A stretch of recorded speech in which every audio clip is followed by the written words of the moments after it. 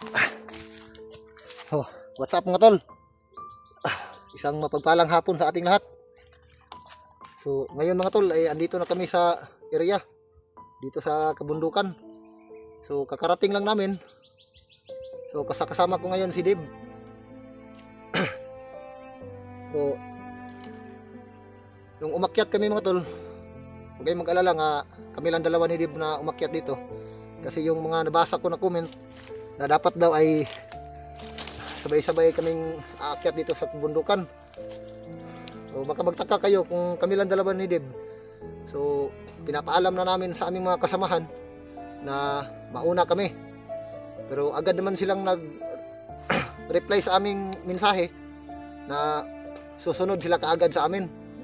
So nag-iwan kami ng location kung saan kami pwedeng magkita ng aming mga kasamahan kung sakasakaling aakyat na sila dito.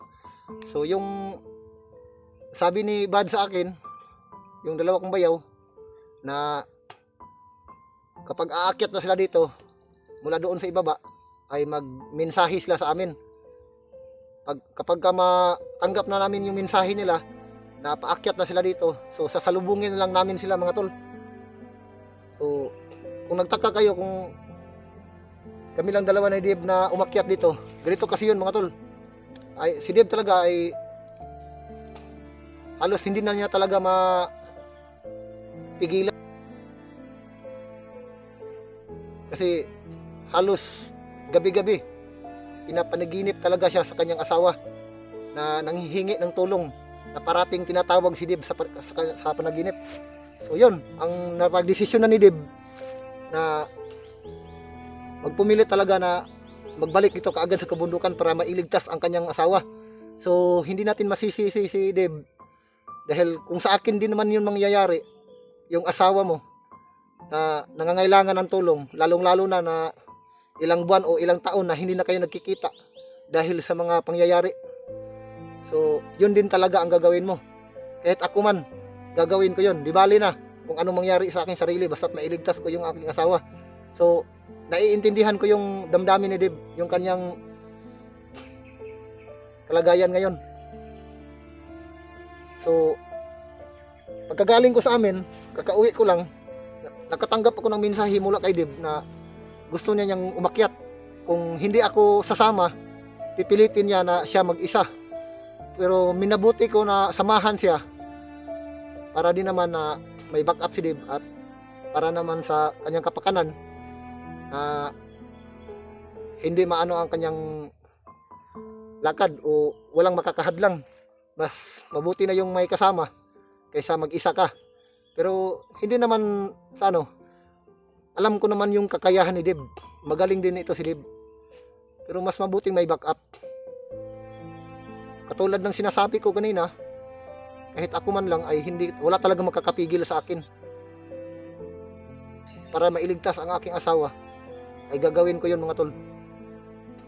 Kahit buhay ko pa nakataya.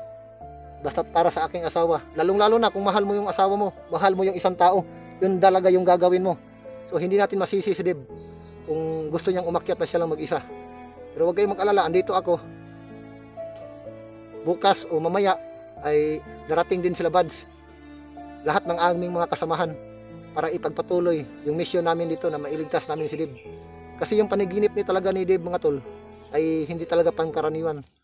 Kasi halos tuwing gabi o kahit araw kapag nakaidlip siya ay talagang papasok talaga sa isipan niya yung kanyang asawa. Pinapanaginipan talaga niya yung kanyang asawa mga tol. Kaya yun, andito kami sa area. Naway ipag-pray niyo po kami mga tol na mailayo kami sa anumang pong uri ng kapahamakan. So, huwag kayong mag-alala. Gagawin namin ang lahat. Pagsikapan namin. Ito si Dib mga tol. Kasama ko ngayon. Sobrang kawawa talaga si Dib mga tol. Kaya sinamahan ko si Dib. Yun ang din nasabi ni Bad sa akin na mas mabuti siguro kung mauna na lang kami kasi may iba pa silang inaasikaso doon sa patag, doon sa ibaba. Kasi may pamilya din yun sila. Baka hindi pa pumayag yung kanilang mga asawa o yung mga mahal nila sa buhay na aakyat kaagad, kakauwi lang nila din aakyat naman muli. Baka may ano pa sila. Alam niyo na 'yun. Buhay mag-asawa. Baka Pero talagang mag-alala po. ila, Alam na miss na siguro niya ang bawat isa nila. gagawin natin. Sinabihan na po kami ng Labrador. Hindi kami magpapatalo. Ano man yung makikita namin.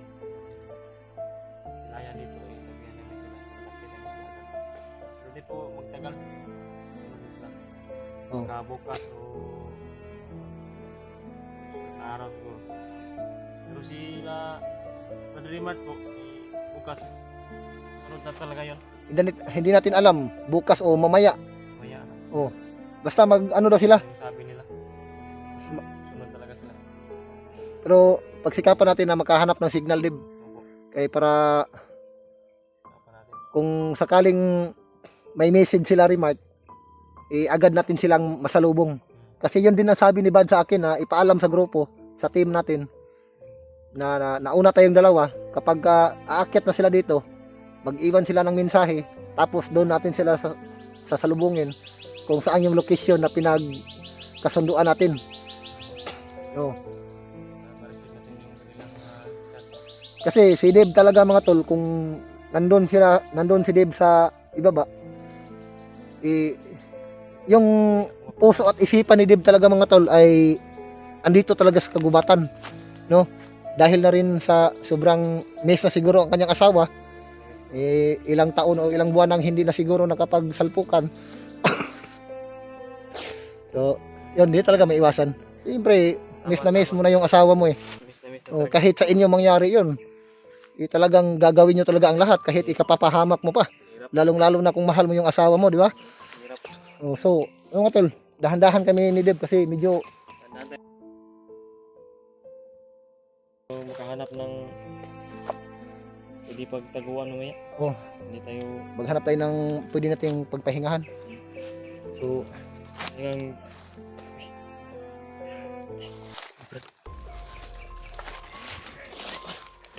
study.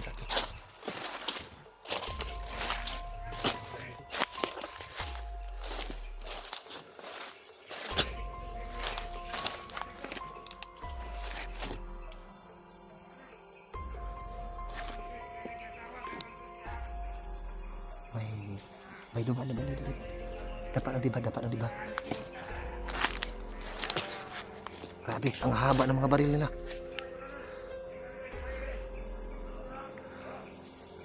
Grabe, ang haba ng baril, oh. So,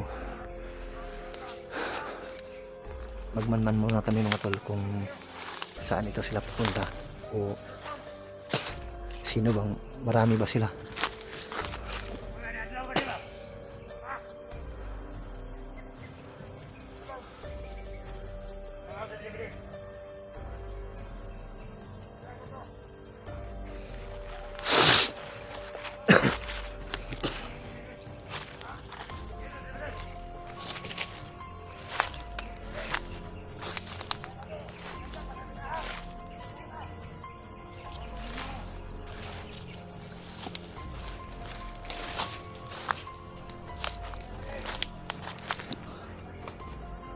Dib, ali dib. Ali, dirita.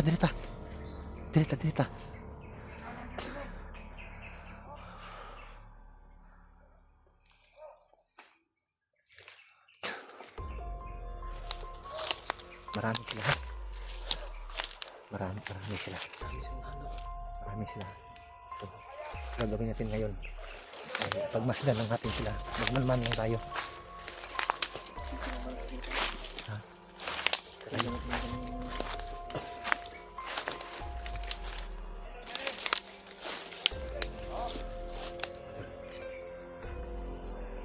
Parang gutom tong mga bandidong ito. Nanguha ng bunga ng papaya. So, narinig ko kanina na may kasama daw sila.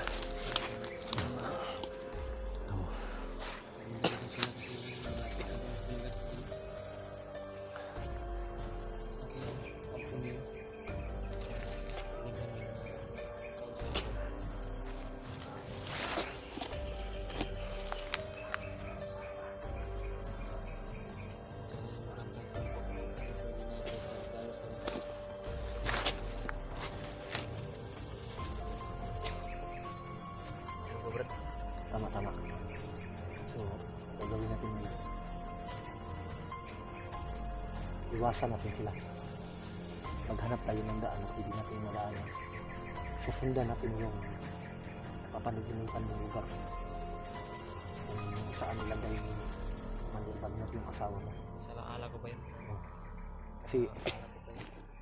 katulad ng sinabi mo sa akin na Yun palagi yung 6 na bisis na napapanaginipan mo yung asawa mo. palagi yung napaginipan. Nakikita mo kung anong lugar yun. Pero kung maaalala mo ngayon kung saan bandang lugar na yun, ang gagawin natin yun, iiwasan natin yung mga bandido kung hanggat maaari. Kung hindi talaga maiwasan, papas lang tayo ng bandido. So gagamitin natin ngayon, Silent lang tayo. Silent lang ako. silent kill lang tayo, orasyon lang tayo. Huwag tayong gumamit ng baril. Maliban na lang siguro kung marami yung kalaban, mapipilitan tayong gamitin yung baril natin.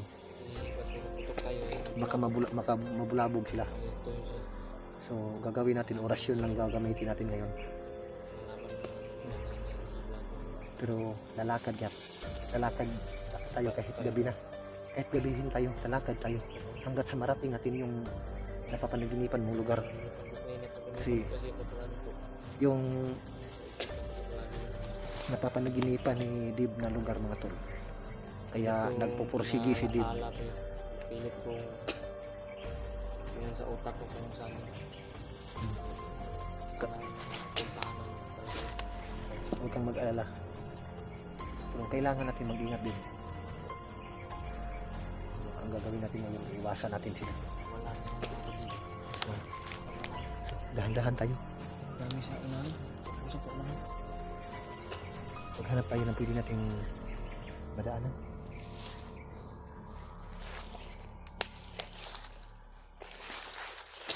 Unahan tayo.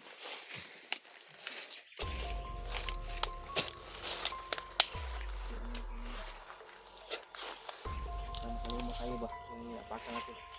Kami mga landmine. Yung palagi yung Dapat talaga, ingat tayo dito. Hindi natin alam itong area ito, baka may itinanim sila dito na mga landmine.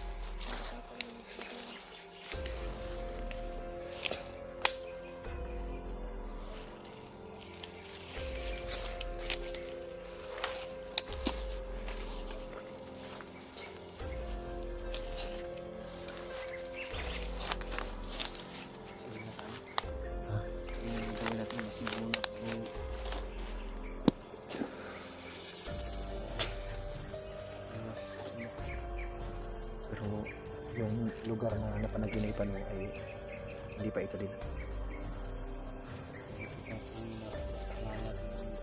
Kung sakaling makita natin yung asawa mo, huwag muna nating lapitan. Hintayin natin yung mga kasamahan natin. Kung sakaling makita natin, ang importante, nalaman natin kung saan yung area, saan dinala yung asawa mo. At least nalaman natin. Kapag nandun na yung buong team, ay saka na tayo lulusob para sabay-sabay tayo. Kasi kung tayong dalawa susugo doon, sigurado mapapahamak talaga tayo. Kasi napakalakas talaga ng kapangyarihan ni Commander Bagnot. Maliban na lang siguro kung mga tauhan nilang maiwan doon. Kung wala si Commander Bagnot, kaya kakayanin natin yon. So may mga kakayahan naman tayo. Pero yung mga tol, pagplanuhan namin talaga ni Dib ito, mga tol. Kasi yung napapanagamipan niya na area kung saan yung asawa niya dinala, yun ang target namin ngayon.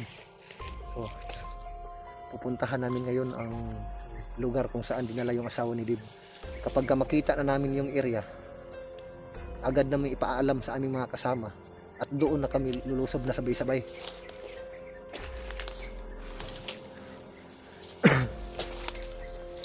So tuloy tayo.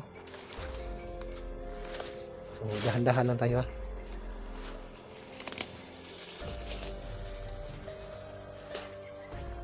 Habang hindi pa madilim,